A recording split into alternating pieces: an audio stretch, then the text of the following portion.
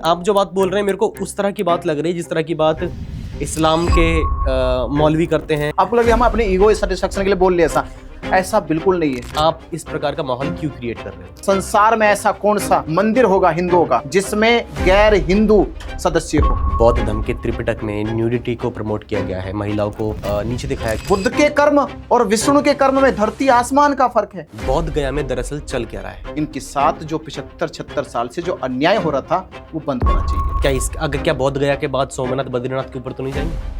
और जगेगा हिंदू भी, जगेगा मुसलमान भी, जगेगा सिख भी, जगेगा जैन भी। ये सारी चीजें जो है ना, इसका सारा विज्ञानों ने जवाब दे चुके हैं ऑलरेडी।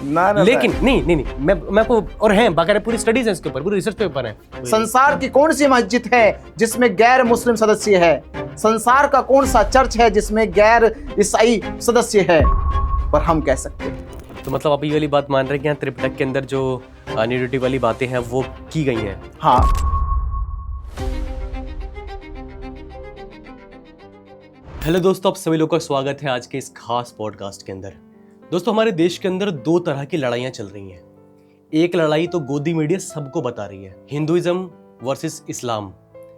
एक औरंगजेब को लेकर जो पूरा एक देश में सिनेरियो बनाया हुआ है, और दूसरी तरफ एक लड़ाई चल रही है भारत के अंदर बुद्धिज्म वर्सेस हिंदुइज्म को लेकर। यह बात मैं नहीं बोल रहा हूँ, ये मानना है हमारे आज के खास गेस्ट हमारे साथ हैं भंते जी, भंते विनयचार्य जी। सर, आपका बहुत बहुत स्वागत है हमारे आज के इस खास पॉडकास्ट में, और आपका मोस्ट वेलकम हमारे इस पॉडकास्ट में। बहुत बहुत धन्यवाद, आपका साधुवाद है।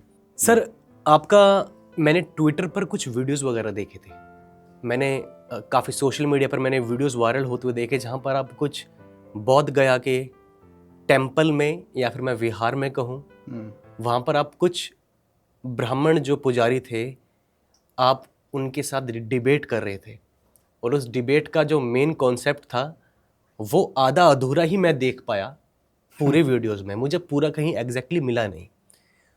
जो लोग उन ब्राह्मण पुजारियों के समर्थन में थे उनका कहना था कि ये वीडियो आधे बनाए गए हैं, ऐसा कुछ नहीं है, वो एक अलग तरह का डिबेट है। तो मैं चाहूँगा कि आप बताएं, ब्रीफ में बताएं मुझको इस बारे में कि बौद्ध गया में दरअसल चल क्या रहा है, और आपके जो वो वीडियो है उनके पीछे की रियलिटी क्या है। बोध गया एक पावन तीर्थ है, इस तरह से जैसे मक्का मदीना है। सिखों का श्री गुरुद्वारा है, ईसाइयों का यरूशलेम चर्च है। तो दुनिया भर में ये जो तीर्थ स्थल है, इनके समर्थकों की एक बड़ी श्रद्धा विश्वास है इसमें।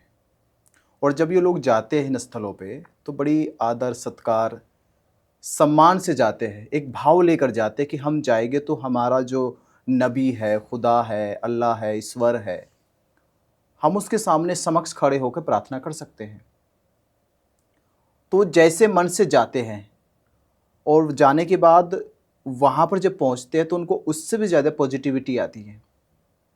पर हम लोग जिस भावनाओं को लेकर, जिस श्रद्धा को लेकर, विश्वास को लेकर, जिस सम्मान को लेकर हम महाबोधि महाविहार बौद्ध गया में जाते हैं, तो जाते तो है श्रद्धा से ही, विश्वास से ही, पर जाने के बाद जब हम देखते हैं उस परिसर में कि परिसर के चारों ओर किस तरह से अतिक्रमण कर लिया गया है, किस तरह से महाबोधि महाविहार की गरिमा को धीरे धीरे ध्वस्त करने का काम किया जा रहा है। तो जब हम बुद्ध के मार्ग पे आए या हमने बुद्ध के दर्शन को समझा, तो लोगों का कहना था कि ब्राह्मणों ने कब्जा कर रखा है। तो हमको लगता था कि ब्राह्मण वहाँ रहता है और बुद्ध की पूजा प्रार्थना करता होगा। तो हमें लगा कि ज़्यादा बड़ी समस्या नहीं है, बुद्ध की तो पूजा कोई भी कर सकता है, ब्राह्मण कर ले, क्षत्रिय कर ले, वैश्य कर ले, या कोई भी वर्ण का करे या किसी भी धर्म का करे, कर सकता है। पर जब अब सच्चाई का और सत्य का पता चला कि वहाँ बुद्ध की पूजा या वंदना नहीं है, वहाँ पर शिवलिंग चढ़ाकर शिवलिंग की पूजा हो रही है, तो ये देखकर बड़ा हमें आश्चर्य हुआ। कभी हैरतगंज चीज़ें अभी तक समाज के सामने, देश के सामने नहीं लाई गई, और देश अब तक क्यों नहीं बोला?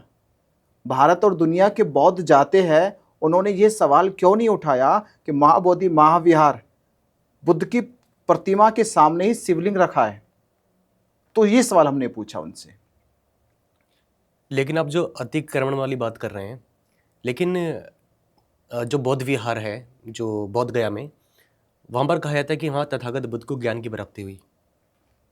लेकिन तथागत बुद्ध को जो वहाँ पर आप ब्राह्मणों की बात कर रहे हैं आप, यहाँ पर शिवलिंग की और उनकी पूजा हो रही है, लेकिन तथागत बुद्ध को तो विष्णु का अवतार कहा गया है, तो उससे प्रॉब्लम क्या क्रिएट हो रही है फिर, मतलब? देखिए प्रॉब्लम क्रिएट क्योंकि क्या, क्योंकि उनको तो कहा जाता है ना कि तथागत बुद्ध जो है वो विष्णु के 10वें अवतार थे शायद, हाँ 10वें मानते हैं, है ना? तो उसमें प्रॉब्लम क्या है फिर, मतलब? देखिए प्रॉब्लम, पहली तो प्रॉब्लम में वो हम हल कर ले कि हमें कोई परहेज नहीं है, ना हमें किसी से व्यक्तिगत सामाजिक तौर पे कोई जाति को लेकर धर्म को लेकर प्रॉब्लम नहीं है। प्रॉब्लम यह है कि बुद्ध है तो बुद्ध की प्रार्थना करो ना। आप चर्च में जाओगे तो यीशु मसीह की प्रार्थना करोगे ना वहाँ। एग्जैक्टली। जब राम मंदिर में जाएंगे अयोध्या तो राम की प्रार्थना करोगे ना वहाँ जाके। ट्रू। गुरुद्वारे में जाओगे तो गुरु ग्रंथ साहिब की प्रार्थना करोगे। तो हम ये कह रहे कि ब्राह्मण भी आए, क्षत्रिय भी आए, या हिंदू धर्म के हर व्यक्ति वो आए जो बुद्ध को मानता है, तो बुद्ध के विहार में जाके, बुद्ध के मंदिर में जाके बुद्ध की वंदना करो ना। वहाँ शिवलिंग का क्या विशेष स्थान है? शिवलिंग की पूजा करनी है तो काशी है, हाँ, केदारनाथ है, हाँ, या शिव के लिए तो बहुत बड़े बड़े मंदिर बने हुए हैं। अरे हरिद्वार से लेके कावड़ यात्रा निकाले जाती है शिवलिंग पे जल चढ़ाने के लिए ही, केवल ट्रू। स्पेशली निकाली जाती है। पूरी सरकार सपोर्ट करती है, पूरा देश सपोर्ट करता है। महीना भर का ये आयोजन चलता है कि हरिद्वार से लेके पूरा महादेव तक शिवलिंग को जल चढ़ाने के लिए पूरे देश से लोग इकट्ठा होते हैं। तो फिर तुम वहां क्या करने जाते हो? बोध गया जाना तो बुद्ध से प्रार्थना करने के लिए, ना कि शिवलिंग पर जल चढ़ाने के लिए। प्रॉब्लम ये है। और दूसरी ये, जो पांडे वहां पर पिंडदान कर रहे, आपने देखा वीडियो? हाँ, देखा था मैंने। किस तरह से पांडे मरने के बाद लोगों का श्राद्ध कर रहे, पिंडदान कर रहे, कि जो कर्म वो जीते जी नहीं कर पाया अच्छे, अब उसके मरने के बाद उसके बुरे कर्मों को सुधार कर उसे स्वर्ग भेजने का काम कर रहे। उस स्थल पे कर रहे जिस स्थल पर सिद्धार्थ गौतम संबुद्ध बने, और संबुद्ध बनने के बाद उन्होंने अपने धर्म दर्शन में कहा कि मैं मनुष्य को मरने के पश्चात मोक्ष नहीं दिलाऊंगा, और मरने के पश्चात के मोक्ष की क्या गारंटी, मिलेगा भी या नहीं मिलेगा। मैं ऐसा मोक्ष बता रहा हूं, मैं ऐसा निर्वाण का मार्ग बता रहा हूं जो मनुष्य जीते जी प्राप्त करेगा। तो हम बुद्ध के उस दर्शन को मानते जहां जीते जी मनुष्य निर्वाण और मोक्ष के यात्रा पे जाता है, पर वहां क्या हुआ, उसका उल्टा हो रहा है। वहां मरने की बात कर रहे, मोक्ष की बात।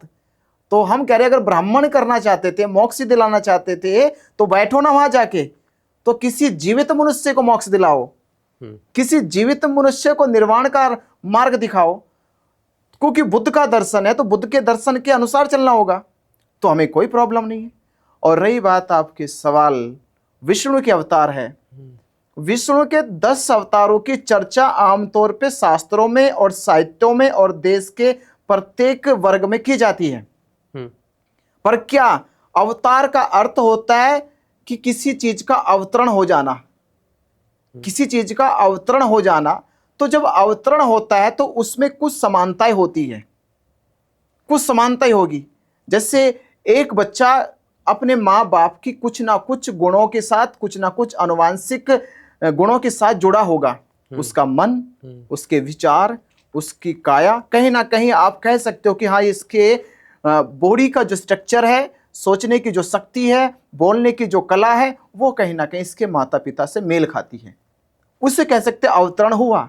अब आप देखोगे, अगर मैं 3 अवतारों की बात करूं, हिंदुओं में जो 3 भगवान है, विष्णु के 3 अवतार है, मैं 3 अवतारों की बात कर रहा हूं जो सबसे ज्यादा चर्चा में है, परशुराम, राम और कृष्ण।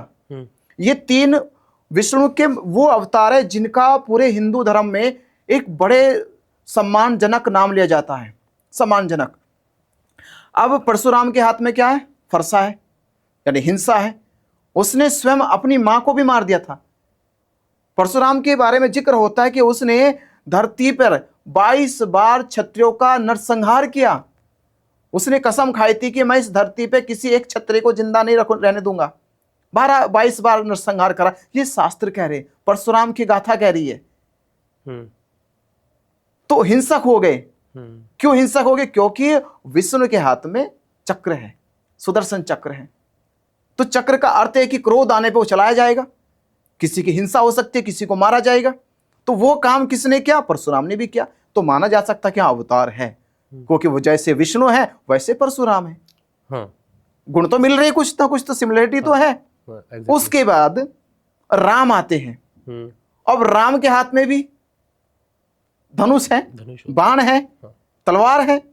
उन्होंने भी रावण से युद्ध लड़ा, रावण की बड़ी सेना को पराजित किया, कई लोग मारे गए। तो हिंसा राम के द्वारा भी हुई, भले उसका कारण सीता रही हो, भले उसका कारण ग्रह युद्ध रहा हो, भले उसका कारण चाहिए क्या कि रावण बहुत बड़ा अपराधी था, पर हिंसा तो हुई, गुण तो मिले फिर भी।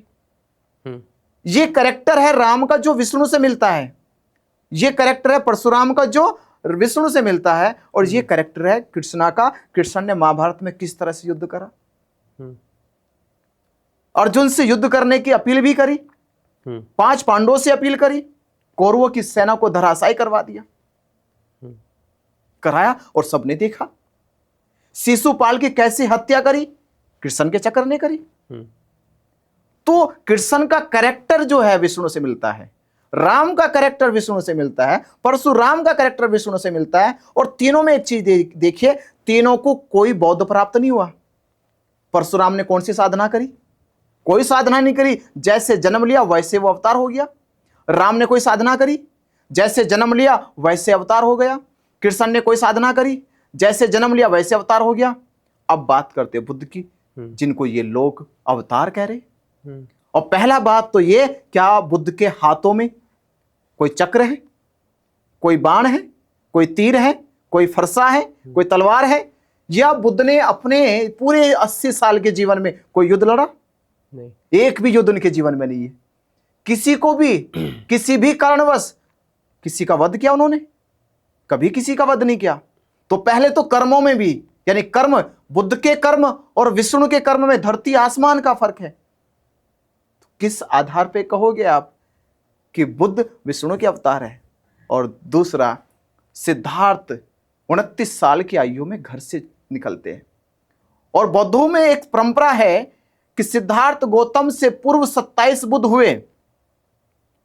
यानी बुद्ध बनने की जो चेष्टा है, जो अध्यात्म है, जो सत्य की खोज है, वो स्टेप बाय होती है। अच्छा, मतलब तथागत बुद्ध से पहले 27 बुद्ध रहे। 27 बुद्ध रहे, ये बौद्ध साहित्यों का एक मत है।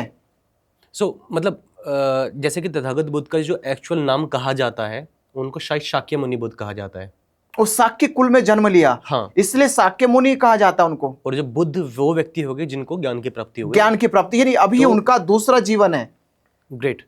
उससे पहले जो बुद्ध थे उनको भी ज्ञान की प्राप्ति हुई थी। 27 जो बुद्ध थे, जो 27 बुद्ध थे, ये स्टेप बाय स्टेप हमारे बौद्ध साहित्यों में जिक्र हुआ कि बुद्ध से पूर्व 27 ऐसे बुद्ध हुए जिनको सिद्धार्थ की तरह संबोधि प्राप्त हुई। बस ऐसा हुआ कि संसार में उनकी ख्याति नहीं फैल पाई, संसार में उनके मत दुनिया तक नहीं पहुंच पाए।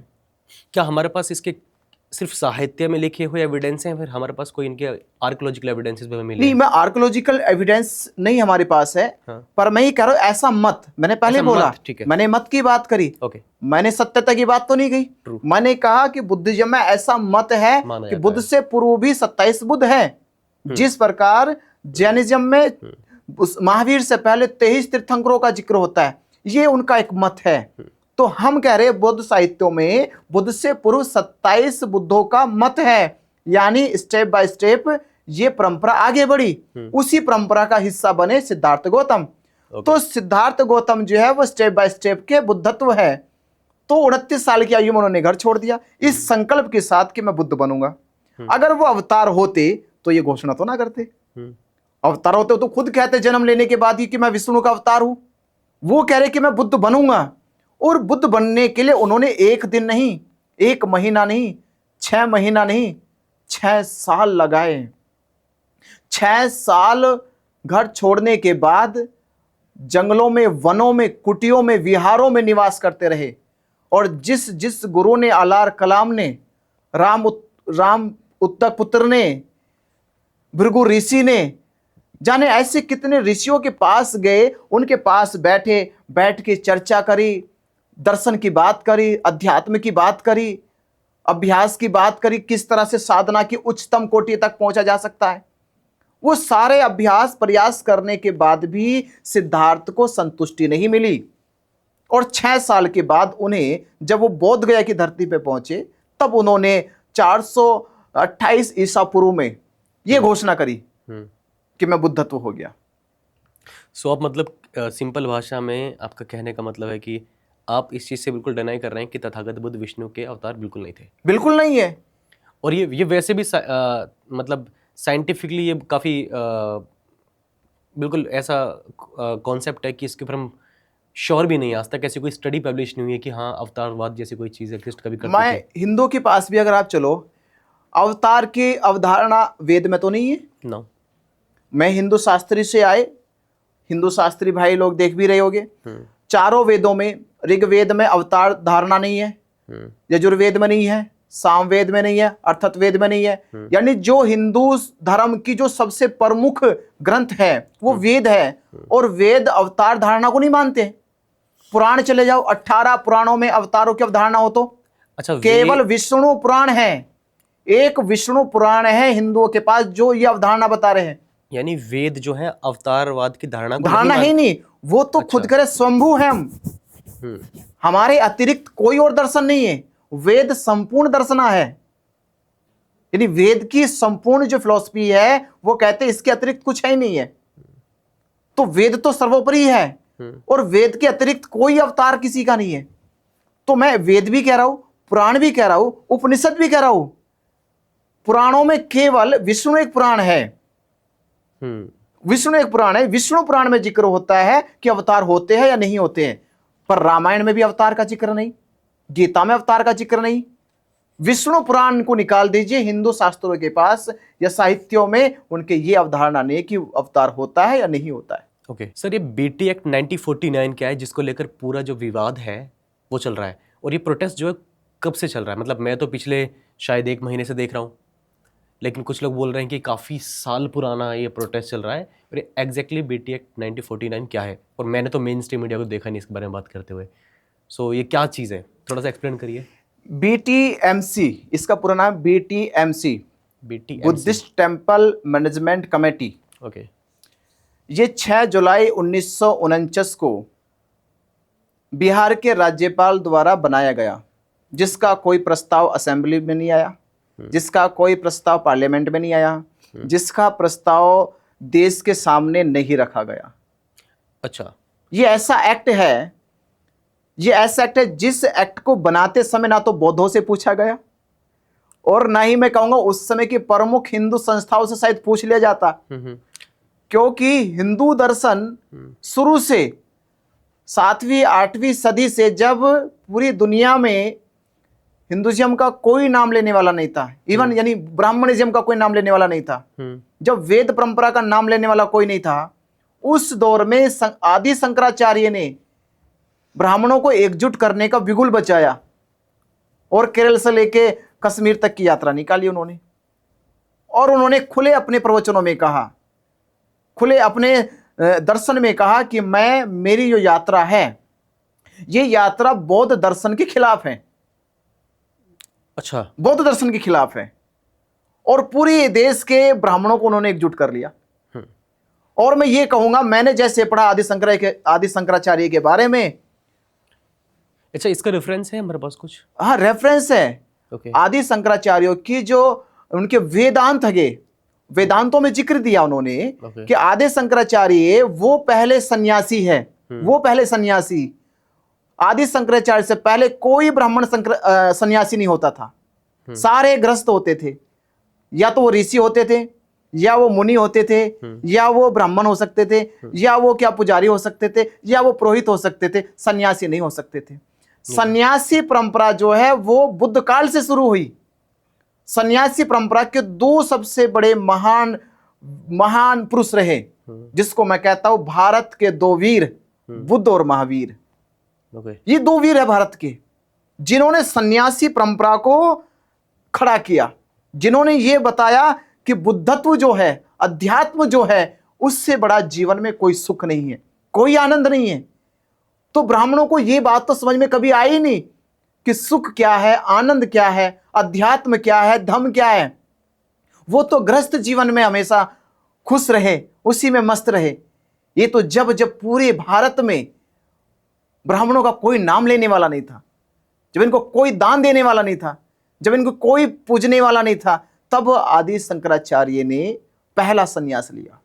पहला सन्यास इनके यहाँ पे, और पहला सन्यास लेके इनकी पहचान बताओ, बुद्ध के और महावीर के जो शिष्य होते वो सर से पूरे बाल कटा लेते थे। ठीक है, तो आदि शंकराचार्य ने क्या किया कि इन्होंने पूरे बाल तो कटाए पर बीच में चुटिया रोक ली। अच्छा, पहचान के लिए। मैं इनको बता रहा, जिनको पता चले कि चुटिया बीच में कैसे आई, इनकी पहचान विलुप्त ना हो जाए और कहीं इनको भी कोई बौद्ध भिक्षु ना कहने लग जाए, कहीं इनको भी जैन मुनि ना कहने लग जाए, तो इन्होंने क्या करा, पहले चुटिया रखी थी।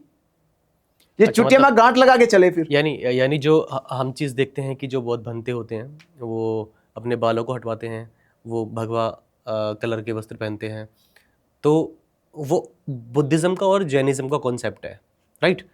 सो आप जो बता रहे हैं जो छुट्टियों वाली बात, ये इसलिए थी ताकि वो लोग अपने आप की अलग आइडेंटिटी कर पाएं, राइट। ठीक है।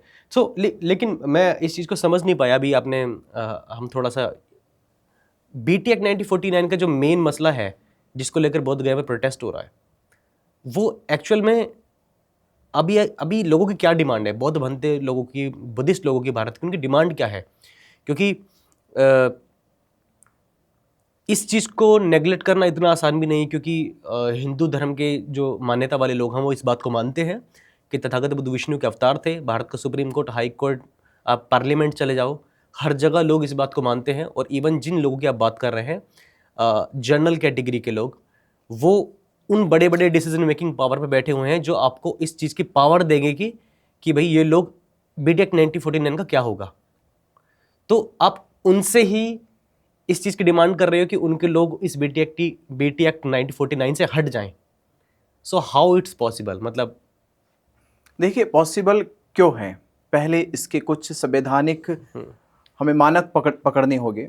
पहला मानक है कि जब बीटीएमसी एक्ट बनाया गया तो 6 जुलाई 1949 को बनाया गया। उस समय की एक इमीडिएटली कोई प्रॉब्लम रही होगी, उन्होंने उस समय की इमीडिएटली सॉल्यूशन निकाल दिया। ना बौद्धों से पूछा, ना भारत के जो प्रतिनिधित्व थे समाज के, असेंबली के जो सदस्य थे उनसे भी नहीं पूछा, पार्लियामेंट के जो सदस्य थे उनसे भी नहीं पूछा, और बिहार के राज्यपाल द्वारा ये बिल पारित करा दिया गया। उस समय भारत में उतने बौद्धों की संख्या नहीं थी, हो सकती बहुत कम होगी, बहुत कम जानने वाले थे, क्योंकि बाबा साहब डॉक्टर अंबेडकर जी ने भी 14 अक्टूबर 1956 को धम्म की दीक्षा ली और ये एक्ट बन गया 1949 को। तो जब 1949 को एक्ट बना तो उस समय तो भारत में बौद्ध है नहीं थे। ये अलग तो 1892 में अनागारिक धम्मपाल श्रीलंका से चलकर आए।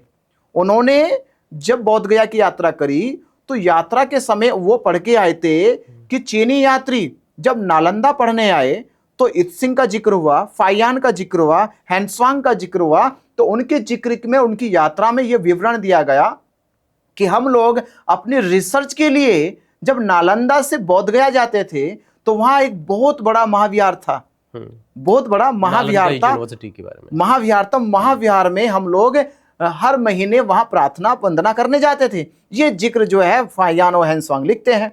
उसी के बेस पे अनागारिक धम्मपाल आए। तो जब अनागारिक धम्मपाल बोध गया गए तो उनको वहां कुछ नहीं दिखाई दिया। वो बड़े हैरान हो गए, बड़े दुखी हुए। तो उस समय ब्रिटिश गवर्नमेंट से गई, अपील करी कि हमारी ये पुस्तकों में बुद्ध के धम्म में ये यात्राओं का जिक्र हुआ, तो आप कोशिश करें इनकी खुदाई कराई जाए।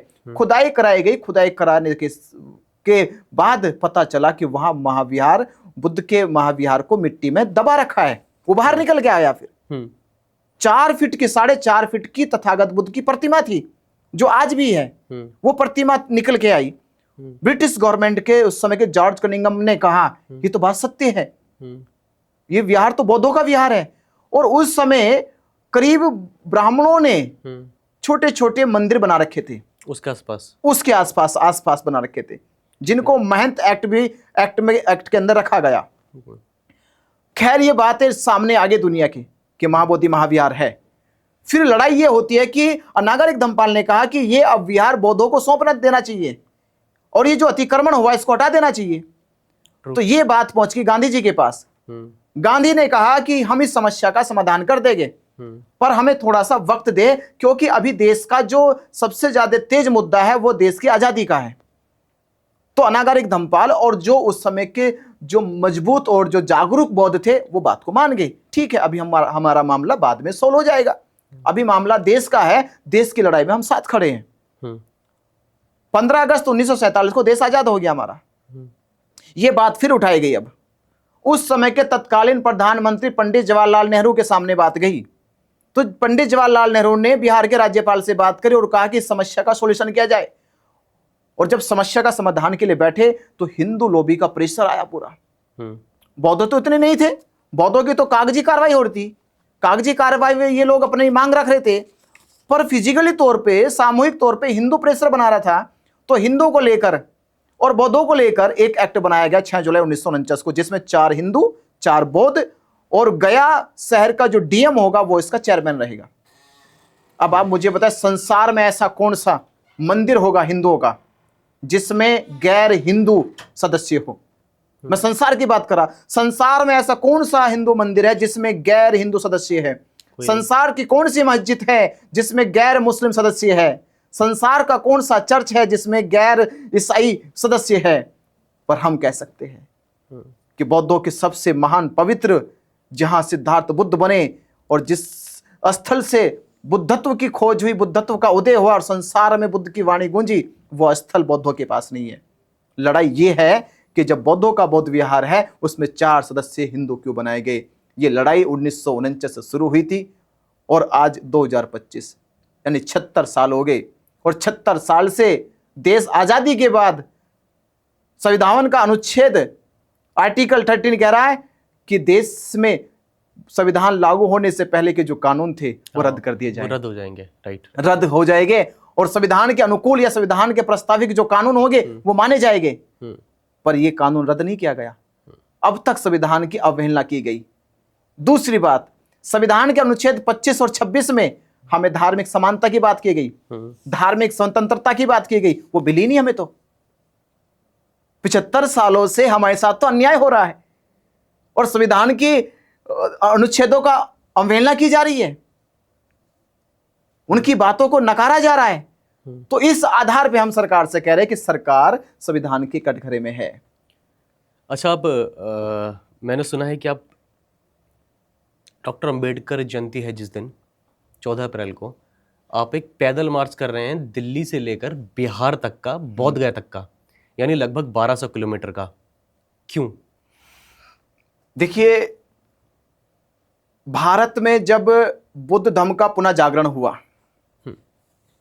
यह कहे कि बुद्ध के धम्म के जो सूखा पौधा था वो सूख गया था, उसको हरा भरा करने वाले परम पूज्य बाबा साहब डॉक्टर अंबेडकर है। तो परम पूज्य बाबा साहब डॉक्टर अंबेडकर ने 14 अक्टूबर 1956 को करीब 7.5 लाख अनुयायियों के साथ धम्म की दीक्षा ली और पूरे भारत और दुनिया में बौद्धज्म फैलने लगा। तो बाबा साहब डॉक्टर अंबेडकर जी का जन्म 14 अप्रैल को हुआ, तो 14 अप्रैल और फिर 12 मई को बुद्ध पूर्णिमा है। अच्छा, ये बीच का जो गैप है, ये वहां तक पहुंचने का, ये बीच का जो गैप है कि बाबा साहब ने उदय किया, उस उदय को महाउदय बनाना है। तो हमने इस यात्रा को प्रारंभ करने के लिए परम पूज्य बाबा साहब डॉक्टर अंबेडकर जी के जन्मोत्सव 14 अप्रैल से इस यात्रा का आरंभ किया और ये यात्रा बुद्ध पूर्णिमा तक 12 मई तक बोध गया पहुंचेगी, बोध गया जाएगी। इस यात्रा का जो उद्देश्य है वो उद्देश्य महाबोधि महाविहार मुक्त होना चाहिए। विरासत बचेगी तो हम बचेंगे। प्रॉब्लम पता क्या है? प्रॉब्लम जो जब मैंने इस मामले के बारे में सुनी कि बोध गया में इस तरह का कुछ प्रोटेस्ट हो रहा है, तो मुझको इसमें एक थोड़ा सा लोगों के सवाल मेरे सामने आए इस चीज़ को लेकर कि देखो, ये वही बुद्धिस्ट लोग हैं, ये वही अम्बेडकराइट लोग हैं जो लोग राम मंदिर की या फिर मंदिर मस्जिद के मामले पर ये बोलते हैं कि हमारा देश साइंटिफिक टेम्परामेंट में आगे नहीं बढ़ रहा है और देखो ये मंदिर मस्जिद कर रहे हैं आज भी। लेकिन जब अब अपने बौद्ध विहार की बात आती है तो देखो ये किस तरह से बौद्ध विहार की डिमांड कर रहे हैं, कहाँ गया इनका साइंटिफिक अप्रोच, कहाँ गया इनका रैशनल माइंडसेट, कहाँ पर चला गया। लेकिन ये खुद भी धार्मिक है बहुत ज़्यादा, ये खुद भी चाहते हैं कि एक इस तरह का माहौल सांप्रदायिक देश के अंदर बना रहे। और सिर्फ बोध गया ही नहीं, क्योंकि मैं पिछले काफ़ी टाइम से ट्विटर को फॉलो कर रहा हूँ, तो मैंने देखा कि बहुत सारे लोग सोमनाथ, बद्रीनाथ और केदारनाथ मंदिरों की काफ़ी सारे वीडियोस वायरल होते हैं, जहाँ पर जो उनके अंदर रखे स्टैचूज़ हैं, भगवान के जो स्टैचू रखे हुए हैं, वो तथागत बुद्ध के स्टैचू बताए जाते हैं। और ये भी कहा गया, काफ़ी क्लेम है, काफ़ी मैंने एक चैनल है साइंस जर्नी, ठीक है, उनके चैनल पे भी काफ़ी सारे ऑडियंस है जो ट्विटर पे है, और वो इस चीज़ का क्लेम भी करते हैं कि जो ये हैं सोमनाथ, बद्रीनाथ और केदारनाथ मंदिर, ये बुद्धिस्ट प्लेसेस हैं या फिर बुद्धिस्ट विहार हैं। तो अगर एक बारी बौद्ध गया आ गया तो फिर ये भी आएंगे। उनका कहने का मतलब ये है मतलब मैं नहीं बोल रहा हूँ, ये उन लोगों के आर्ग्यूमेंट है जो लोग बोल रहे हैं कि आप इस प्रकार का माहौल क्यों क्रिएट कर रहे हो। यानी वो मानते हैं, मैं नहीं मान रहा हूँ। वो मानते हैं फिर मैं नहीं कि महाबोधि महाविहार चला जाएगा तो फिर वो भी चले जाएंगे। नहीं, मैं नहीं बोल रहा हूँ, आप नहीं बोल रहे, पर वो बोल रहे ना फिर। हाँ। अगर वही ऐसा माहौल है तो ये बात तो फिर क्लियर है, यानी जानते वो भी है कि सब के सब बुद्ध विहार है, ये तो जानते फिर वो। और जानते ये भय क्यों हो रहा है? ये भय इसलिए तो हो रहा है कि सच्चाई से पर्दा उठने लगा है। आप मुझे बताओ, तो क्या ये ट्रुथ है?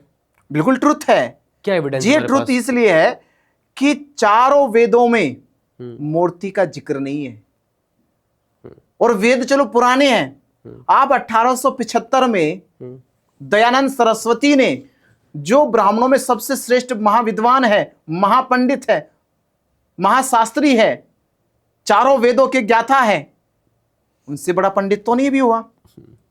दयानंद सरस्वती कह रहे हमारी वैदिक परंपरा में, हमारी साहित्य परंपरा में मूर्ति है ही नहीं है, खुलेआम मूर्ति खंडन करते। और आज भी जो दयानंद सरस्वती के आर्य समाज के जो आचार्य हैं उनसे पूछिए आप जाके, एक भी मूर्ति पूजा नहीं करता। यज्ञ करते, हवन करते, वेद मंत्र उच्चारण करते हैं, पर मूर्ति पूजा नहीं करते।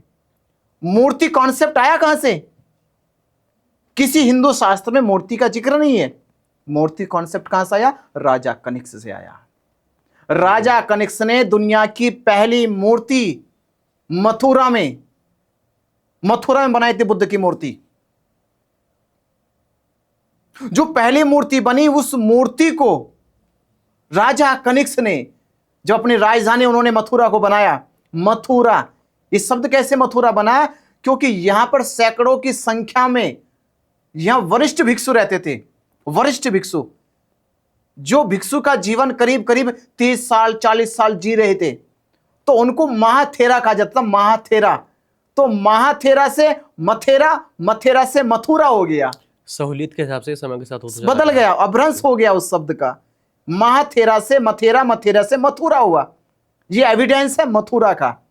तो मथुरा में बुद्ध की पहली मूर्ति बनी, और बुद्ध की मूर्ति से पहले दुनिया के किसी भी किताब में, किसी भी साहित्य में, किसी भी आर्टिस्ट के पास मूर्ति की कोई डिजाइन नहीं थी। ये एविडेंस है। तो बुद्ध की मूर्ति आई, तो बुद्ध की मूर्ति के बाद संसार में जो भी मूर्ति आई वो बुद्ध की कॉपी है, ओरिजिनल मूर्ति नहीं है। इस दावे पे हम कह सकते हैं कि महाविहार, यानी विहार कौन बनाते थे? बौद्ध धर्म में बनाए जाते थे। विहार कौन बनाते थे? जैन बनाते थे। हिंदुओं ने विहार नहीं बनाए, मंदिर नहीं बनाए, हिंदुओं ने बनाई थी कुटिया, रहने के आश्रम, रहने के निवास। क्योंकि विहार उनके लिए बनते थे जो सन्यासी होगा, जो गृह त्यागी होगा, वही तो विहारों में रहेगा। तो ब्राह्मण तो गृह त्यागी नहीं होता था, ब्राह्मण तो सन्यासी नहीं होता था, ब्राह्मण तो गृहस्थी होता था। ब्राह्मणों के वेदों में लिखा है, वर्णों में लिखा है कि ब्राह्मण तो गृहस्थी है, सन्यासी हो नहीं सकता। क्योंकि सन्यासी परंपरा वेदों और वेदांतों के विरुद्ध है। क्योंकि वो कहते हैं कि संसार के बनाने वाले ने हमें इसलिए बनाया कि हम संसार को चला सके। और संसार चलेगा कैसे? वो कहते हैं संसार चलेगा स्त्री पुरुष के संबंध से। तो ये परंपरा तो उनके यहां है ही नहीं। सन्यासी परंपरा तो बौद्धों की परंपरा। और सन्यासी विहार में निवास करता था, मंदिर में निवास करता था, मन के द्वार पे निवास करता था। तो मंदिर कहां बनेंगे? बुद्ध धर्म में बनेंगे, जैन धर्म में बनेंगे, हिंदू में तो बनेंगे नहीं। तो हिंदू कैसे दावा करते कि मंदिर हमारे? तो जितने भी मंदिर भारत में है वो बौद्धों के मंदिर है, ये एविडेंस है। अच्छा, एक सवाल है कि अगर अगर बौद्ध धर्म जो है, बौद्ध धम्म, वो भारत का मूल धर्म था, तो उसके अंदर ऐसे क्या टेक्निकल, ऐसे क्या फिलोसफिकल एरर थे जो कि वो भारत से ख़त्म हो गया? मतलब काफ़ी सारे मैंने लोगों के क्लेम सुने हैं, काफ़ी सारे वीडियोस मैंने यूट्यूब पर देखे हैं जो क्लेम करते हैं कि बौद्ध धर्म के त्रिपिटक में न्यूडिटी को प्रमोट किया गया है, महिलाओं को नीचे दिखाया गया है। जिस तरह से मनुस्मृति को में काफ़ी सारे श्लोक्स जो हैं वो दलितों को और महिलाओं के खिलाफ हैं, उसी तरह से त्रिपिटक के अंदर बहुत सारी बातें हैं जो महिला विरोधी हैं, और वो बाकायदा त्रिपिटक में दिखाते हैं, और मैंने खुद ने पढ़ा है। देखिए, पहली चीज तो ये कि बुद्धिज्म जो है वो किसी जेंडर को लेके अपनी बात नहीं कहते। बुद्धिज्म का कोई कॉन्सेप्ट जेंडर को लेके नहीं है, महिला पुरुष को लेके नहीं है, या किसी भी आप वर्ग के लेके बात करोगे तो बुद्धिज्म का कॉन्सेप्ट वहाँ एडजस्ट ही नहीं करता है, बिल्कुल नहीं करता है। वो इसलिए नहीं करता क्योंकि बुद्धिज्म का जो पूरा जो मानक है वो मेंटल है, मेंटल स्ट्रेंथ है। लेकिन बुद्धिस्ट लोग तो त्रिपिटक को बुद्धिस्ट का ग्रंथ मानते हैं ना। देखिए, जिस तरह से वेद है हिंदुओं के, हाँ, तो फिर हम उसको डिनाई कैसे कर रहे हैं? देखिए डिनाई कैसे कर रहे हैं, क्योंकि बुद्धिज्म का जो पार्ट है, हाँ। अगर आप बुद्ध के समय जाओ कि बुद्ध ने महापरिनिर्वाण 483 ईसा पूर्व में प्राप्त किया कुशीनारा में। 483 यानी अब से करीब 2500 साल पहले प्राप्त किया। और आज जो त्रिपिटक हमारे पास है, बुद्ध की जो शिक्षा थी सब मौखिक शिक्षा थी, लिखा तो नहीं गया, सुना गया था। सुनकर हम उसको कंठस्थ करते थे, जैसा कंठस्थ करते थे वैसा बोला जाता था। तो ये सारी जो बुद्ध की शिक्षाओं में या बुद्ध के जो विनय में जो ये घालमेल हुआ है, ये बुद्ध के बाद हुआ है, क्योंकि बुद्ध के समय तो महिला भिक्षुणी बनी है, महाप्रजापति भिक्षुणी बनी है, महाखेमा भिक्षुणी बनी है, विशाखा भिक्षुणी बनी है, उनकी सिद्धार्थ गौतम की जो पत्नी थी यशोधरा वो भिक्षुणी बनी है। उस समय कहते कि हजारों की संख्या में भिक्षुणी थी। आप सोचिए, सम्राट अशोक की पुत्री संघमित्रा भिक्षुणी बनी है और श्रीलंका में वो संघ नायिका के तौर पर रही है। आप कह रहे कैसे कहते कि महिला को वो पद नहीं मिला? श्रीलंका को रिप्रेजेंट कर रही थी संघमित्रा। श्रीलंका का जो धम्म विकसित हुआ है, जो अस्तित्व में आया है, वो संघमित्रा की वजह से आया। और बुद्ध ने एक बड़ी छोटी सी कहानी कि बुद्ध एक बार ध्यान में बैठे थे और ध्यान में बैठे वहां से एक नग्न अवस्था में स्त्री गुजर गई, क्योंकि उसके पीछे कुछ गुंडे या कुछ लुटेरे डकैत टाइप के लोग लगे हुए थे। तो जो वो चली गई स्त्री, तो उन जो लोगों ने जो पीछे लगे हुए थे उनसे बुद्ध ने जाके पूछा कि आपने किसी स्त्री को देखा? बुद्ध ने कहा मैंने किसी को नहीं देखा। तो उन तीनों लोगों को बुद्ध पे गुस्सा आया, वो बुद्ध को मारने पे चढ़े और बोले कि तुम झूठ बोल रहे हो, अभी अभी आपकी आंखों के सामने से एक स्त्री गुजरी है, वो कहां गई बताओ, कहां छिपाई आपने? बुद्ध ने कहा मैं स्त्री को नहीं देखता कि स्त्री क्या है, और ना मैं पुरुष को देखता कि पुरुष क्या है। मैं तो मानव को देखता हूं, मैं तो इंसानों को देखता हूं, मैं तो इंसानों के अस्तित्व को देखता हूं, मैं रूपों को नहीं देखता। तो हमें समझ में आता कि बुद्ध ने किसी को स्त्री तत्व में नहीं देखा, पुरुष तत्व में नहीं देखा, उन्हें तो इंसानों के रूप में देखा, मानवीय जीवन में देखा। सो अगर आप त्रिपिटक को डिनाई कर रहे हैं as a Buddhist religious text, so Tathagata Buddha की हमें ओरिजिनल जो उनकी बातें हैं, जो ओरिजिनल उनकी फिलॉसफी है, वो डेफिनेटली उन्होंने बोलकर स्प्रेड करी थी अपने समय पर। फिर उसके बाद सम्राट अशोक आए जिन्होंने उसको शिलालेखों पर उभारा। तो हमें प्योर फिलॉसफी पढ़नी हो अगर किसी बुद्धिस्ट व्यक्ति को, जो बौद्ध धर्म अपनाना चाहता हो, तो वो कुछ हिंदू धर्म के ग्रंथ हैं। अगर वो पढ़ना चाहेगा कि हिंदू धर्म की फिलॉसफी क्या, वो ग्रंथों को पढ़ लेगा। अगर बौद्ध धर्म के अगर आप त्रिपिटक को डिनाई कर रहे हो, सो फिर कोर फिलॉसफी कहाँ है? देखिए बुद्धिज्म तो इस तरह से तो ये भी प्रॉब्लम क्रिएट हो गया ना। जो वज्रयान है, महायान है, नवयान है, जो डॉक्टर अंबेडकर के द्वारा उसको एस्टेब्लिश किया गया था, तो ये तो बहुत ज़्यादा प्रॉब्लमेटिक है। फिर जो रियल तथागत बुद्ध का जो धम्म था, जो उनके द्वारा फैलाया गया, या फिर मैं सम्राट अशोक के टाइम तक का भी बात करूं, तो वो तो फिर बचा ही नहीं। नहीं, वो बचा है।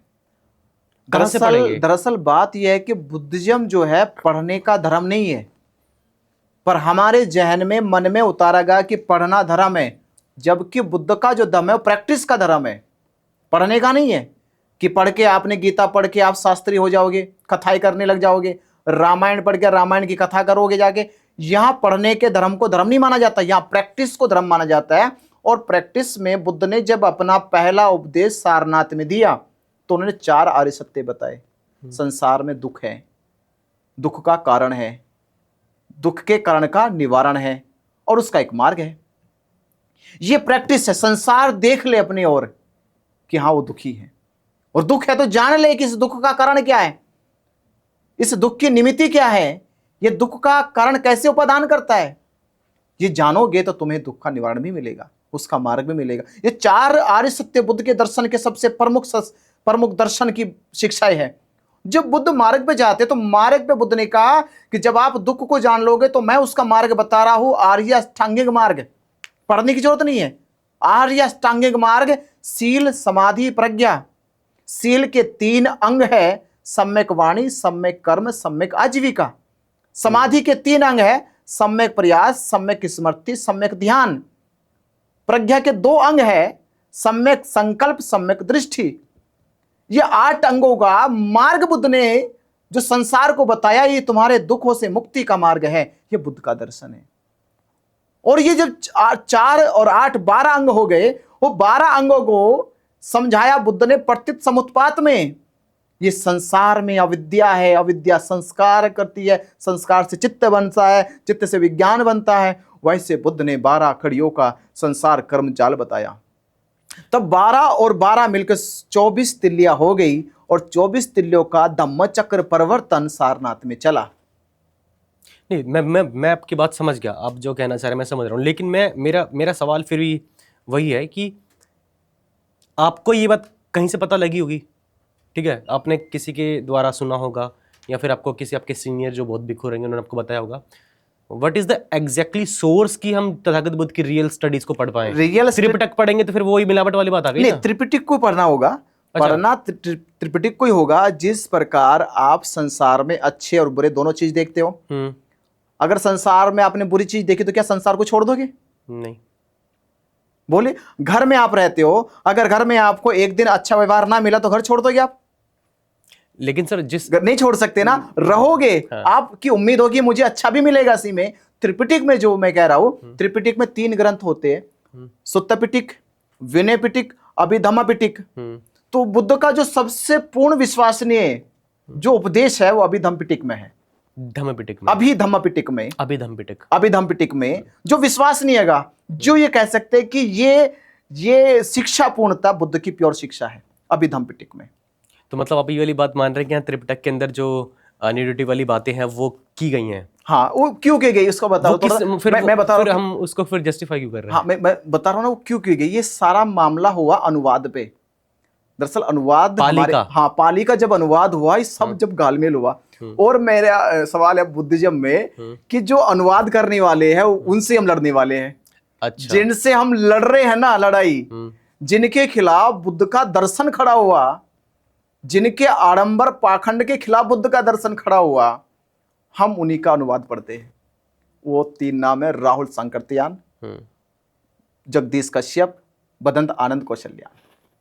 ओके। हमारे पास बुद्धिज्म में 3 ही नाम है जिनके अनुवाद त्रिपिटक के हैं, धम्मपद के हैं।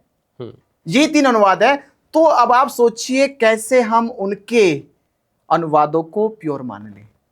एक कंटेंट क्रिएटर हैं, प्रशांत बौद्ध नाम है उनका, और एक मुकेश मोहन आपने देखा होगा। और मैं भी शॉर्ट वीडियोस पहले बनाया करता था, तो अब भी बनाता हूँ बेसिकली। तो हमारे कमेंट सेशन में जब हम साइंटिफिक टेम्परामेंट के, साइंटिफिक अप्रोच की बात करते हैं, तो नीचे कमेंट्स आते हैं बहुत सारे कि भाई तुम बौद्ध धर्म के बारे में तो देखो, वहाँ भी तो पाखंडवाद राइज हो रहा है, वहाँ भी तो काफ़ी सारे मेरे को बातें बताई गई, जैसे कि कलाया पहना जाता है हिंदू धर्म में, उस तरह से वाइट कलर का धागा पहना जाता है बुद्धिज्म में। तो भाई तुम भी तो उसी तरह का कर्मकांड कर रहे हो, तुम भी तो सिंबॉलिक रिलीजियस पॉलिटिक्स खेल रहे हो। सो भाई तुम्हारे अंदर फिर छोड़े क्यों? फिर क्यों छोड़े? इससे बेस्ट रिलीजियस प्रैक्टिस जो है वो तो फिर हिंदू धर्म में, जो ज़्यादा उसमें कर्मकांड हैं, ठीक है। तो और दूसरी बात, जब ये वाली बात प्रॉब्लमेटिक तब हो जाती है जब आप क्लेम करते हो कि हमारा धर्म बहुत ही ज़्यादा साइंटिफिक है, हम बहुत ज़्यादा रैशनल माइंडसेट वाले हैं, हमारा जो धर्म है वो बहुत पाखंडवाद नहीं मानता, वो बहुत सारी चीज़ें नहीं मानता है। लेकिन ये चीज़ फिर जो बुद्धिस्ट लोग हैं और बहुत सारे भंते जो लोग हैं वो काम कर रहे हैं। इवन जब शादी वगैरह होती है बुद्धिज़्म में, तो वो भी मंत्रों का जो जाप वगैरह करते हैं। सो क्या ये चीज़ मैंडेटरी है? क्या मैंडेटरी है 22 प्रतिज्ञाओं को पढ़ना तभी आप बुद्धिस्ट माने जाओगे, या फिर आप केवल तथागत बुद्ध की फिलॉसफीज को आप मान लेते हो, समझ लेते हो और अपने ऊपर अपना लेते हो? आपको किसी के सिग्नेचर के फिर टाइम यानी स्टैंप की जरूरत नहीं है कि हाँ आपको कोई सर्टिफिकेट देगा बुद्धिस्ट का तभी आप बनोगे, या फिर आप, क्योंकि एक इमेज है बुद्धिज्म की पूरी दुनिया में कि एक ऐसा रिलीजन है जो बिल्कुल खुला हुआ है, वो सबके लिए वेलकम है, उसमें कोई रिस्ट्रिक्शन नहीं है। देखो, जो अधागे की बात है या हिंदू कर्मकांड की बात है, पहले तो मैं ये बता दूं और क्लियर कर लूं आपके माध्यम से कि बुद्धिज्म की जो शाखा है महायाना, ये सारा ट्रेडिशनल महायाना का है, हिंदुओं का तो है ही नहीं। ये सारा कर्मकांड का जो ट्रेडिशनल है ये महायाना का है। मतलब जो हिंदुओं में कर्मकांड है वो महायाना का ट्रेडिशनल है, शाखा से निकला हुआ है। बुद्धिज्म अभी हिंदुओं को फॉलो नहीं कर रहा है, हिंदू बुद्धिज्म को फॉलो कर रहा है। ओके। जो अभी हमको लगता है कि हिंदू लाल धागा बांधते हैं, बुद्धिज्म के लोग सफेद धागा बांधते हैं, या वो मंत्रों का उच्चारण करता है तो हम भी मंत्रों का उच्चारण करते हैं, या वो भी उधर जाके वह कोई जाप करता है, इधर भी कोई जाप होता है। ये कर्मकांड हिंदुओं को फॉलो नहीं किया जा रहा, बल्कि इतिहास के और पीछे जाए हिंदू महायाना को फॉलो करते आ रहे हैं। क्योंकि महायाना वो शाखा है जो ये बिलीव करती थी कि बुद्ध बनने के लिए एक व्यक्ति को एक बार निर्वाण मिल सकता है, एक बार में। पर महायाना कहता था कि एक व्यक्ति के कर्मों से, एक व्यक्ति के सुकर्मों के मार्ग आशीर्वाद से बहुत सारे लोगों को निर्वाण मिल सकता है। वो कैसे मिल सकता? वो कहते थे कि जो बोधिसत्व है, जो निर्वाण प्राप्त व्यक्ति है, उसकी कुछ शिक्षाओं का उच्चारण करो, आप कुछ मंत्रों का जाप करो, उसके मंत्रों के जाप से आप में वो अभ्यास आ जाएगा कि आपको निर्वाण मिल जाए। तो उन्होंने कुछ सिंबॉलिक चीजें पकड़ ली, वो धागा बांधते थे उन्हीं तथागतों के नाम का लेकर, उन्हीं बोधिसत्वों का नाम लेकर वो धागा बांधते थे, इस कारण कि तुमको भी मुक्ति मिल जाए। वहां पर मंत्रों का उच्चारण होता था इसलिए कि इनके मंत्रों को सुनकर तुम्हारे कानों में तुम्हारी स्मृति जागृत हो जाए, तो आपको भी इसी जन्म में मुक्ति मिल जाए, अगला जन्म ना लेना पड़े। ये सारे जो कॉन्सेप्ट थे, ये कॉन्सेप्ट महायाना से आए, चाहे वो मंत्रों का हो, चाहे वो कर्मकांड का हो, चाहे पूजा पाठ का हो, चाहे मूर्ति का हो, चाहे मूर्ति के सामने प्रार्थना का हो। प्रार्थना की की जाती है? प्रार्थना की जाती थी कि हे शास्ता, हे तथागत, आपको तो मुक्ति मिल गई, आपके आशीष वचनों से, आपके वचनों की सुगंध से मुझे भी कुछ आशीष मिल जाए, मुझे भी जीवन में कुछ शुद्धि मिल जाए, मुझे भी जीवन में कुछ शांति मिल जाए, सुख मिल जाए। ऐसी कामना और कल्पना बनाकर महायाना प्रैक्टिस करता था। थेरवादा जो था वो स्वयं सेल्फ प्रैक्टिस करते थे, जो महायाना था वो डिपेंड प्रैक्टिस करते थे, डिपेंडेंट होकर। तो बुद्धिज्म की दो शाखा, एक सेल्फ डिपेंडेंट प्रैक्टिस की, एक दूसरे के ऊपर डिपेंडेंट होने की प्रैक्टिस थी। तो हिंदुइज्म के पास जो सारा कॉन्सेप्ट अभी कर्मकांड का है, पूजा पाठ का है, मंत्र उच्चारण का है, वो महायाना का चुराया हुआ है। तो आज के जो बुद्धिस्ट कर रहा, वो महायाना की प्रैक्टिस को फॉलो कर रहा है, हिंदू की नहीं कर रहा, बल्कि हिंदू महायाना की कर रहा है। पहली चीज तो ये। और दूसरी चीज है 22 प्रतिज्ञा। 22 प्रतिज्ञा बाबा साहब डॉक्टर अंबेडकर ने उस समय के काल परिस्थितियों के अनुसार दी। वो काल परिस्थिति ऐसी थी कि हमारे लोगों को धर्म के नाम पर इतना डराया गया, धर्म के नाम पर इतना शोषण होता था, इतना जुल्म अत्याचार होता था। तो बाबा साहब अंबेडकर जी ने उनके भीतर स्वाभिमान जगा दिया, उनके भीतर सशक्त भाव पैदा कर दिया। किनसे डरते हो आप? ये ब्रह्मा से डरते हो, विष्णु से डरते हो, राम से डरते हो, तो नकार दो, मैं ब्रह्मा विष्णु महेश की पूजा नहीं करूंगा। ये काल परिस्थितियों के अनुसार कि मेरे समाज को ब्रह्मा के नाम पे, विष्णु के नाम पे, राम के नाम पे, कृष्णा के नाम पे, श्राद्ध के नाम पे, पिंडदान के नाम पे डराया ना जा सके। डर से मुक्त करने के लिए, भय से मुक्त करने के लिए बाबा साहब अम्बेडकर ने कहा कि बुद्धिज्म अगर बचा रहेगा, वो तब बचा रहेगा जब आप लोग इस आडंबर पाखंड से बच जाओगे। तो आडंबर पाखंड से बचाने के लिए बाबा साहब डॉक्टर अंबेडकर ने 22 प्रतिज्ञा बोली, और मुझे लगता है कि 22 प्रतिज्ञाओं की समाज को आज जरूरत है। इसलिए जरूरत है क्योंकि इससे मनोबल पैदा होता है, ये डर निकल जाता है कि संसार में कोई ईश्वर नहीं है, कोई भय नहीं है, कोई आदि शक्ति चमत्कार नहीं है। जो भी कुछ है मनुष्य का अस्तित्व है। मनुष्य अपने अस्तित्व को स्वीकार कर ले, संसार में सुखी सुख है।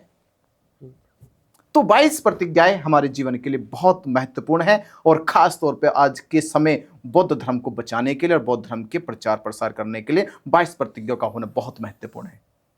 अच्छा, जब हम जाति की बात करते हैं कि जाति एक बुरी चीज़ है, तो बहुत सारे नव बौद्ध लोग हैं वो अपने आप को श्रेष्ठ मानते हैं, ऐसा क्यों? पहली बात ये भी तो जातिवाद है ना? नहीं, जातिवाद कुछ नहीं है। ऐसा कि अभी सोशल मीडिया पर ट्रेंड है ये। हाँ। जातिवाद कुछ भी नहीं है, नथिंग, एकदम ट्रेंड करना बस, यानी एक फ्लो चल रहा बस। अब यादव का फ्लो चला रहा है, यादव ट्रेंड कर रहे, जाटो चमार का ट्रेंड कर रहे, ठाकुर का ट्रेंड कर रहा है। ये जातिवाद नहीं है, असल ये सोशल मीडिया के बीमार लोग हैं। हाँ। आप देखो ये दिखा कहां रहे, सोशल मीडिया में तो दिखा रहे। तो ये सोशल मीडिया की बीमारी है, जाति की नहीं है। पर बुद्धिज्म क्या कह रहा? बुद्धिज्म कहता है जाति का ट्रेंड मत लाओ। ट्रेंड कहें का लाना? नेचर का लाओ, रियलिटी का लेके आओ, नॉलेज का लेकर आओ, बुद्धत्व का लेके आओ। या आप है क्या? आप चमार नहीं हो, जाटव नहीं हो, यादव नहीं हो, और जो आप हो आपने स्वीकार ही नहीं किया अब तक। जिसे कबीर कहते हैं, नाम कबीरा तो धराऊ, उल्टी गंगा जब बहाऊ। कबीर कह रहे अगर मैं उल्टी गंगा बहाने में सामर्थ हूं तो कहना मैं कबीर हूं। ये फालतू नाम रख लेने से क्या, कुछ भी नहीं, खाक हूं मैं। तो आप जो है वो तब बोलना जब वो लाइट आपके भीतर जल जाए। सिद्धार्थ ने कहा 6 साल जब जंगल भटकते रहे, कहा कि बुद्ध नहीं हूं मैं, बोधिसत्व नहीं हूं मैं।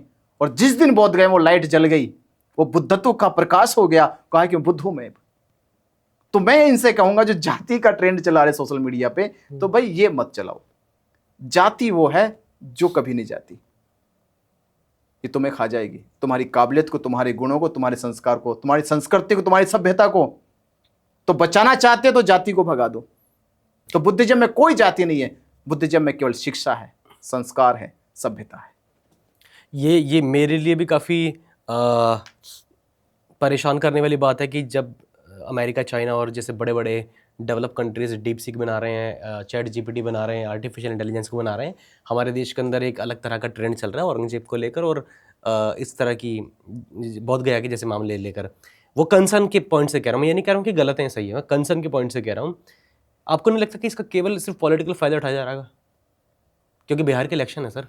देखिए, अच्छी बात है कि आज हमारा देश या पूरी दुनिया यूरोप के विज्ञान पे चर्चा करने लगी है कि पश्चिम देशों ने किस तरह से मेटलिज्म पर शोध करने लगे हैं।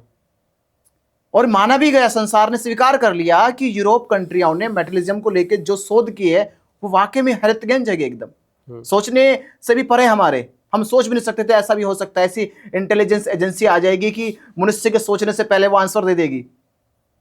पर ऐसा हुआ, संभव हुआ। पर आपको एक सत्य बता दूं मैं, यूरोप आज भी केवल मेटलिज्म की साइंस जानता है, मेंटल साइंस नहीं जानता। वो मेटल के ऊपर काम कर रहा है, मेटल के ऊपर काम कर रहा है। भारत को विश्वगुरु कहा, ये पूरे भारत में चर्चा है। पर क्यों कहा गया, ये मैं आज के दृष्टिकोण से बता दूं, पूरा यूरोप मेटल पे विज्ञान दिखाता है। उनका पूरी साइंस जो है वो मेटलिज्म की। पर आप यूरोप से जाके पूछो कि आपको आज मेडिटेशन सेंटर बनाने की क्या जरूरत है, वो मेडिटेशन क्यों कर रहे हैं आज? उनके पास धन है, विज्ञान है, शोहरत है, सब कुछ उनके पास है। पर क्या नहीं है? बुद्ध की साधना नहीं है। क्योंकि बुद्ध ने अंदर के विज्ञान को खोजा था। विज्ञान शब्द है वो पाली भाषा का है। तो जो रियल साइंस है वो माइंड साइंस है। नहीं सर, लेकिन ये बात जो आप बोल रहे हैं, मैं इससे थोड़ा सा आपसे, मैं थोड़ी सी मेरी असहमति है। क्योंकि आज हमारा medical science, modern medical science इतना आगे बढ़ चुका है कि हम कॉन्शियसनेस को लेकर, हम चेतना को लेकर और बहुत सारे जो हमारे फिनोमिनन्स, हमारे डोपामाइंस वगैरह जो हमारे ब्रेन के अंदर एक्टिविटीज़ होती हैं उसको लेकर विज्ञान बहुत ज़्यादा आगे बढ़ चुका है। और बहुत सारी जो रीजंस हैं बिहाइंड हाउ वी ड्रीम, और how we think, how our consciousness work, ये सारी चीजें जो है ना, इसका सारा विज्ञानों ने जवाब दे चुके हैं ऑलरेडी। लेकिन नहीं, मैं आपको, और हैं बाकायदा पूरी स्टडीज हैं इसके ऊपर, पूरी रिसर्च पेपर है। मैं एक शब्द बोल दूं आपको, एक चीज बोल दूं मैं पहले, उनके पास जो भी डेटा है वो कलेक्ट डेटा है, क्रिएट डेटा नहीं है। जब मैं ये कह रहा हूँ, जो आप बात जो भी डेटा उनके पास है, एआई के पास है, सब डेटा कलेक्ट है। देखो डेटा इकट्ठा होता है, इकट्ठा कह रहा, क्रिएट तो क्या, बुद्धिज्म जो कह रहा डेटा कलेक्ट नहीं करना, डेटा क्रिएट करना है। मैं वो चीज नहीं कह रहा हूँ, लेकिन ये सुपर साइंस है। मैं वो वाली चीज नहीं कह रहा हूँ। मैं ये वो कह रहा हूँ, देखो डेटा साइंस काम इस तरह से करता है कि बहुत सारा डेटा इकट्ठा होता है, उसको एनालाइज किया जाता है और फिर कुछ रिजल्ट आउटपुट निकलते हैं।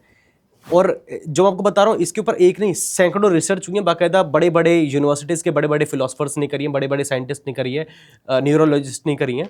लेकिन आप जो बात बोल रहे हैं, मेरे को उस तरह की बात लग रही है जिस तरह की बात इस्लाम के मौलवी करते हैं, या फिर जिस तरह की बात इस वाली बात को लेकर। केवल मैं साइकोलॉजिकल लेवल की बात कर रहा हूँ, मैं बात कर रहा हूँ मेडिटेशन को लेकर, मैं बात कर रहा हूँ अध्यात्म को लेकर। जो आप बात कर रहे हैं वो इसी प्रकार की बात आचार्य प्रशांत भी करते हैं हिंदुइज्म को लेकर। वो कहते हैं कि हमारे हिंदुइज्म में जो अध्यात्म की जो स्टडीज़ हैं वो ऐसी की दुनिया में कहीं नहीं है। ऐसे इस्लाम वाले लोग करते हैं, ऐसे क्रिश्चियनिटी वाले करते हैं, यही बात आप एग्जैक्टली कर रहे हैं। तो मेरे को थोड़ी सी प्रॉब्लम यहाँ हुई है अभी। अच्छा, मैं समझ गया। आपको लगे जो हमारे जो ईगो सेटिस्फेक्शन हम कर रहे हैं अपना, आपको लग रहा है हम अपने ईगो सेटिस्फेक्शन के लिए बोल रहे हैं, ऐसा बिल्कुल नहीं है। मैं एक सिंपल उदाहरण दे रहा आपको। सिद्धार्थ के पास जब वो घर छोड़ के चले, जीवन जीने की कला थी। कहते कि राज परिवार में उनका जन्म हुआ, तो उस समय उनके पास जो भी उस समय की उपलब्ध शिक्षा थी वो सब उनके पास थी। वो घर छोड़ने के बाद जितने ऋषि मुनि के पास गए वहां भी शिक्षा मिली, पर क्या उन्होंने अपने आप को बुद्ध कहा? नहीं कहा। क्या उनके हाथ में कोई किताब थी जिसको पढ़कर वो बुद्ध बन गए? नहीं थी। क्या कोई उनको कानों में बार बार कोई उपदेश दे रहा था कि सुनते रहो बुद्ध हो जाओगे? क्या ऐसा कुछ हो रहा था? जब वो बोध गया में बैठे थे, ना तो हाथ में शास्त्र था, ना साहित्य था, ना कोई गुरु था, ना कोई आचार्य था, यानी आसपास कुछ भी नहीं था। छोड़ के बस उन्हें उस समय स्थिति में, और केवल मैं ये इतिहास की घटना की उसकी प्रैक्टिस भी अभी जीता जागता उदाहरण दूंगा भी आपको, जिन्होंने करके दिखाया। अभी जब कुछ नहीं था वो बुद्ध हुए। कौन सी रिसर्च थी वो सेल्फ रिसर्च थी, वो सेल्फ इनोवेट था जो सिद्धार्थ अपने भीतर कर रहे थे। जब सेल्फ इनोवेट हुआ, वो सेल्फ इनोवेट संसार के लिए क्रिएटर बन गया। मैं उस साइंस की बात कर रहा हूं। जब कोई एफर्ट्स भी नहीं थे हमारे पास, और आप जिस एफर्ट्स की बात में कर रहा हूं, आज जो मेटलिज्म के ऊपर जो साइंस खड़ी हुई है, स्टैब्लिश हुई है, वो मेटलिज्म की साइंस कैसे डेवलप हुई? प्रत्यक्ष समुत्पाद से, कि पदार्थ का कारण और कार्य है। ट्रू। मेटलिज्म में आए ना कि कारण, कोज नोज इफेक्ट। अगर कोज नहीं होगा तो इफेक्ट्स कैसे लाएंगे? तो ये प्रत्यक्ष समुत्पाद का तो थ्योरी है। बुद्ध ने कहा ये संसार कोई ईश्वरीय नहीं है कि एक बार में बना दिया गया, ये घटक है। नियंत्रण घटक घटनाओं में घटते जा रहे हैं, प्रतिक्षण इसमें पदार्थ टूटता है, जुड़ता है, टूटता है, जुड़ता है, और वो अपने अलग अलग अद्भुत रूपों में क्रिएट हो रहा है, स्टेब्लिश हो रहा है, जिसे हम विज्ञान कहते हैं। ये स्थिति को बुद्ध ने अपने माइंड चेतन रूप पे देखी है, उसी का प्रयोग आज की साइंस कर रही है। अच्छा, मैं सवाल ये है बस कि वो सब क्या कर रही है? मेटलिज्म के जो प्रयोग हो रहे वो प्रत्यक्ष समुत्पाद के ऊपर हो रहे, कारण और कार्य के सिद्धांत पे हो रहे। वो करके देखते कि कारण लगाओ कार्य हो जाएगा, कारण लगाओ कार्य हो जाएगा। वो उसी पैटर्न को आज की आधुनिक और डेवलप एडवांस साइंस कहा गया। सवाल यह है कि जननी क्या है, जन्म कहां से हुआ? नहीं, मैं ना ऑडियंस के लिए ये चीज़ बिल्कुल क्लियर करना चाहता हूँ ताकि वो कन्वर्सेशन का लास्ट कंक्लूजन निकल जाए। क्या आप इस बात को मान रहे हैं कि बुद्धिज़्म और बुद्धिज़्म, धर्म या धम्म और साइंस, आप ये मान रहे हैं कि बुद्धिज़्म इज हायर? ना, ऐसा यहाँ ऊंचा नीचा कुछ नहीं है, पैरेलल है। मतलब ऐसा आजकल चल रहा है ना, ट्रेंड, ऐसा कुछ कि हमारे ग्रंथों में तो पहले से था। यहाँ ग्रंथ की, मैंने ग्रंथ की बात ही नहीं करी। हमारे धर्म में पहले से था, विज्ञान तो बाद में बता रहा है इन चीजों को, हमने तो पहले बता दिया था। तो ये वाली चीज मैं पूछना चाह रहा हूं। नहीं, हमारे यहाँ पैरेलल चीजें हैं। बुद्ध का दर्शन कहता है ना हमारे कोई पीछे है ना हमारे कोई आगे होगा, जो सब साथ है, क्योंकि ये पूरा यूनिवर्स एक ही समय में एक दूसरे को रेगुलेट कर रहा है। एक ही समय में कर रहा ना। True. एक चीज संसार से एक कह दो कि पीछे हो जाए, संसार बचेगा ही नहीं। बॉडी के पार्ट्स एक साथ एक दूसरे को सपोर्ट कर रहे हैं, कोऑर्डिनेट कर रहे हैं। अगर एक समय के लिए इनका कोऑर्डिनेशन टूट जाए, यानी श्वास, मैं छोटी सी बात कर रहा हूं, आपका शरीर से एक घंटे के लिए, चलो 1 घंटे तो बहुत ज्यादा हो, 10 मिनट के लिए आपका श्वास का आपकी बॉडी से कोऑर्डिनेशन टूट जाए, क्या होगा? प्रॉब्लम क्रिएट हो जाएगी। तो यहां पीछे आगे कुछ नहीं है, सब एक दूसरे के साथ सपोर्ट में है। ये पूरा यूनिवर्स जो है ना आगे का है ना पीछे का है, ये एक दूसरे को एक साथ कोऑर्डिनेट कर रहा है। बुद्धिज्म ये दर्शन कहता है कि साइंस जो है वो 2 तरह की साइंस है, मेंटल साइंस है और मेटलिज्म साइंस है। दोनों का एक काम एक ही साथ है। शरीर जो है वो मेटलिज्म होगा, माइंड की जो थिंकिंग है वो मेंटलिज्म है। तो दोनों एक साथ चल रहे, मन और शरीर एक साथ चल रहा है। तो आप कैसे कहोगे मन पहले या शरीर पहले? बिल्कुल, दोनों का अस्तित्व एक साथ है। इसलिए धार्मिक विज्ञान भी और आज का मेटलिज्म विज्ञान भी एक साथ है, हमारे आगे पीछे नहीं है। उदाहरण तो मैंने बता दिया, मन और शरीर एक साथ है। नहीं, आप मन को पीछे करके दिखाओ या शरीर को पीछे करके दिखाओ, लेकिन कर सकते हो। हाँ, मैं वही कह रहा, मैं मेरी ऑडियंस को ये चीज़ क्लियर करना चाहूँगा कि ये भांति जी विनाचार्य जी ने जो बात कही है, ये इस चीज़ का मैं जब तक मैं खुद इस चीज़ को वेरीफाई नहीं करूँगा, मैं इस चीज़ का भी ना समर्थन कर रहा हूँ ना मैं विरोध कर रहा हूँ। सो ये सर की बात है और इनकी इस बात को आगे आप सुन सकते हैं। पानी वानी पिला दे यार। सो बोध गया के अंदर जो अब प्रोटेस्ट चल रहा है और जिस पैदल मार्च को आप करने वाले हैं, आपकी इस गवर्नमेंट से क्या डिमांड रहने वाली है? आप एग्जैक्टली चाहते क्या हैं? क्या बोध गया के बाद सोमनाथ बद्रीनाथ के ऊपर तो नहीं जाएंगे? देखिए, जब राम मंदिर का मुद्दा सुप्रीम कोर्ट में गया,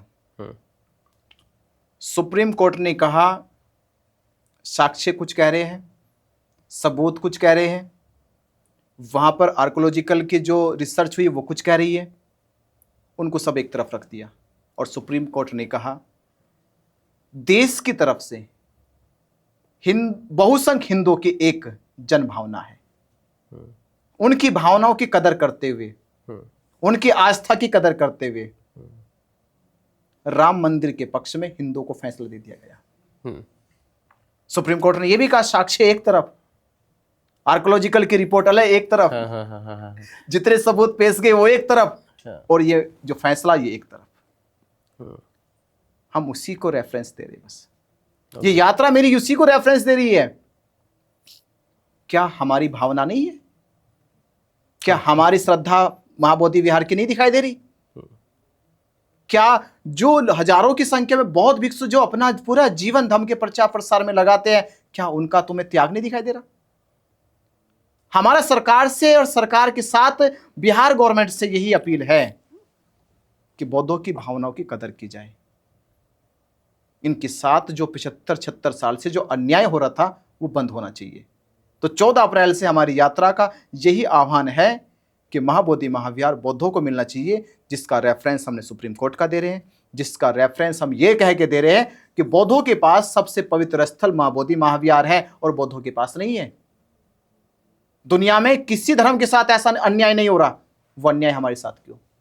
तो शायद मुझे लगता है कि जागेंगे देश के लोग, और जगेगा हिंदू भी, जगेगा मुसलमान भी, जगेगा सिख भी, जगेगा जैन भी, और कहेगा बात सही है। क्योंकि हिंदू की अगर भावना है तो भावना बुद्धों की भी है। तो हम अपनी भावना को सरकार को और सरकार के साथ जुड़ी जितनी संस्थाएं हैं उनको ये दिखा सके कि बौद्धों की भावना का मामला है ये। और एक बात और कह दूं, आपने अपनी एक पिछली लाइन में कहा था कि जैसे मंदिर की लड़ाई जब हिंदू लड़ता है तो लोग उनके ऊपर कमेंट्स करते हैं, स्कूल क्यों नहीं खोलते, अस्पताल क्यों नहीं खोलते, मंदिर में जाके क्या करोगे? तो मैं उनसे कहूंगा महाबोधि महाविहार प्रार्थना का लिए है। प्रार्थना मीन्स माइंड पीस के लिए है, लाभ के लिए नहीं है, प्रलोभन के लिए नहीं है, स्वार्थ के लिए नहीं है, या किसी चमत्कार शक्ति के लिए नहीं है, मेंटल सेटिस्फैक्शन के लिए है। और वो मेंटल सेटिस्फैक्शन कौन सा है? मैं आपको एक ही इतिहास बता दूं, इसका धर्म से भी कोई संबंध नहीं है। यूनेस्को ने महाबोधि महाविहार को विश्व धरोहर घोषित कर रखा है। अब मामला क्यों है कि ये जो महाबोधि महाविहार है यह विश्व धरोहर है, बचनी चाहिए, इसका अतिक्रमण हटना चाहिए। इसलिए हम लड़ रहे हैं। ओके, खैर बहुत बहुत शुक्रिया भंते विनयचार्य जी, आपका हमारे आज के स्पेशल पॉडकास्ट में, और काफ़ी सारी बातें सीखने को मिली। तो मैं चाहूँगा कि आप एक लास्ट मैसेज दें ऑडियंस को, और आप इस पूरे प्रोटेस्ट को लेकर क्या कहना चाहते हैं, आप 1 मिनट के अंदर कंक्लूड कर दीजिए इसे। मैं आपसे, मेरी एक विनती है, एक निवेदन है। हमने अपनी पूरी जिंदगी में एक चीज सीखी है कि मनुष्य का अस्तित्व लंबी उम्र से काउंट नहीं किया जाता। कि आपकी आयु कितनी है, आपके पास धन कितना है, इससे काउंट नहीं होने का लाइफ। आपके पास आपकी फैमिली सपोर्ट कितना है, इससे काउंट नहीं होने का। एक व्यक्ति का जीवन काउंट उसके जाने के बाद होता है, उसकी शिक्षा क्या थी, उसकी संस्कृति क्या थी, उसकी सभ्यता क्या थी, और उसके जीवन जीने की कला क्या थी। और ये सब कुछ हमें बुद्ध से मिला है, और बुद्ध को जहां मिला है वो संसार को मिलना चाहिए। हम उसे बचाने के लिए महाबोधि महाविहार के ऊपर जो एक्ट बनाया गया था, बीटी एक्ट 1949, वो रद्द होना चाहिए। ये आप भी चाहते हैं, ये हम भी चाहते हैं, और ये संसार भी चाहता है कि शिक्षा, संस्कार, संस्कृति, सभ्यता बचनी चाहिए। बस मेरा यही कहना है। बहुत बहुत धन्यवाद sir, thank you so much. आपका बहुत बहुत शुक्रिया, आपके चैनल से और आपके इस पॉडकास्ट के माध्यम से संसार को सच्चाई का पता चला। Thank you.